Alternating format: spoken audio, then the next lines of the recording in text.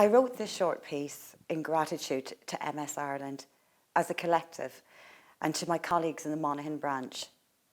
Thank you for helping me believe in myself, for welcoming me, and on the days that I needed the wind beneath my wings.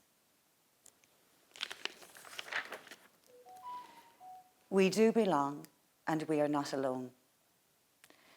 June 2022, a date that will always have a memory that I for some time stored somewhere in my subconscious.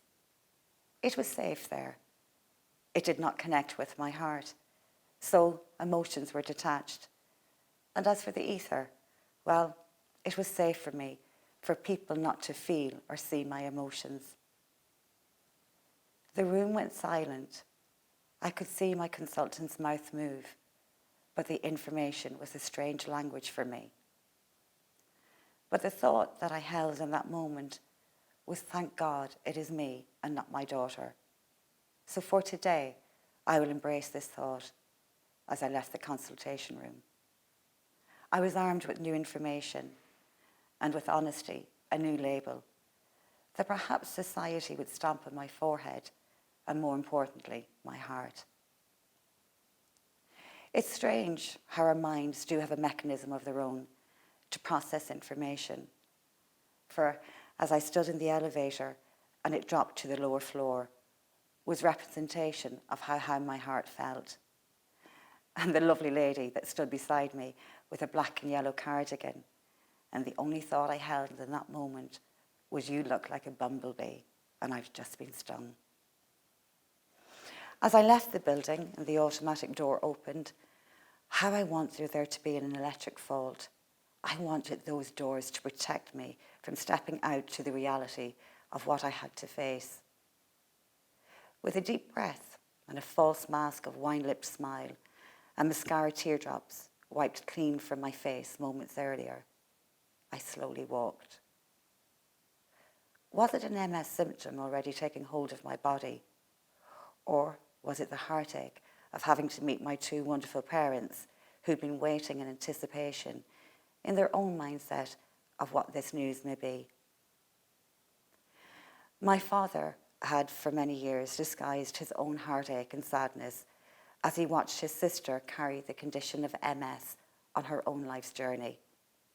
My mother now was going to face the nightmare that I was protected from in the consultation room, as I was her daughter. How would they cope? Months went by, and fashion being my passion, I was determined that my 6-inch heels would not sit collecting dust, and my expression of being a happy and free spirit would remain with me. But sometimes the darkness crept in, and dawn and dusk had no difference. My faith was the inner light that encouraged me. I sat with my warm cup of tea, and the computer held the words, MS Society Ireland. It was like another world existed, but it wasn't like a hidden planet in the sky that I could only dream of. I began to write, and as I pressed the send button, I felt that I just sent a wish out to the universe. I am a very holistic person, and my fate, intertwined, brings me to a beautiful place of acceptance and reassurance. I was standing in Bundoran, embracing the fresh air, and whilst I was listening to the sound of the ocean, my phone joined in on the chorus.